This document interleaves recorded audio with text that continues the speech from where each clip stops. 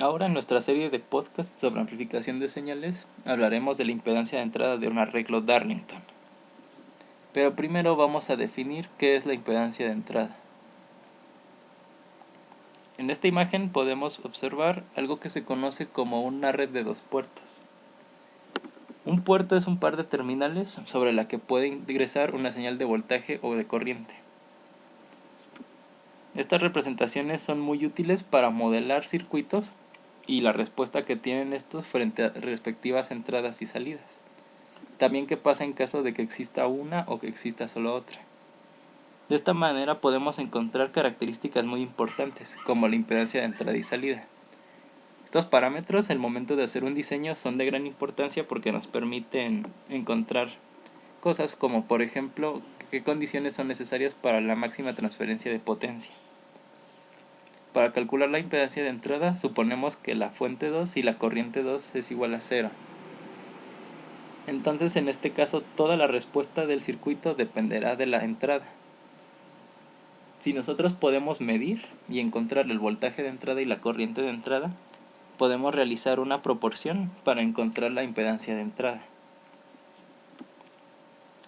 Suponemos que los contenidos de nuestro sistema es lineal, también pueden ser elementos pasivos o fuentes dependientes. No es necesario que conozcamos realmente cuál es la composición del sistema, aunque sí nos puede ser de gran utilidad para el análisis.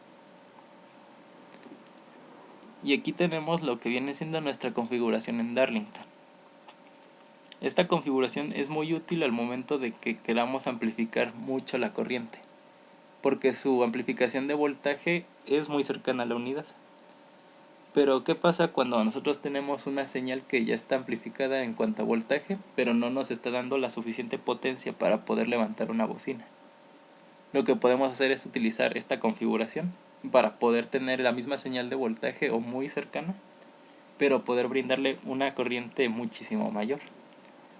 Así podemos tener nosotros la capacidad de poder drivear una bocina o incluso un motor. Aquí asumimos que las betas de nuestros transistores son de 100 y que son idénticos. El modelo en alterna entonces viene siendo el siguiente. Aquí podemos observar las impedancias de entrada vistas desde la impedancia de 4.8 megas o simplemente aquella que es la equivalente de ambos transistores y la de 390 ohms en el emisor.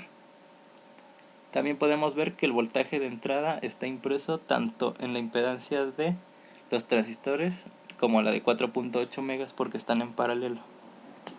Esto es importante para el análisis porque así podemos encontrar la relación voltaje de entrada-corriente de entrada que veíamos al principio, cuando estábamos viendo las terminales de dos puertos. En este caso encontramos una expresión que viene en términos de ohms. Entonces así podemos encontrar nuestra impedancia de entrada, que aunque parezca que es casi equivalente a los 390 ohms por la beta más 1 al cuadrado, también se ve afectada por RP1 y RP2, aunque en menor medida. Al realizar la operación nosotros encontramos que la impedancia total, o Zin', que está rodeada en azul, es de 4 megaohms. Pero esta no es la impedancia total de nuestro circuito, porque también tenemos la de 4.8 megas.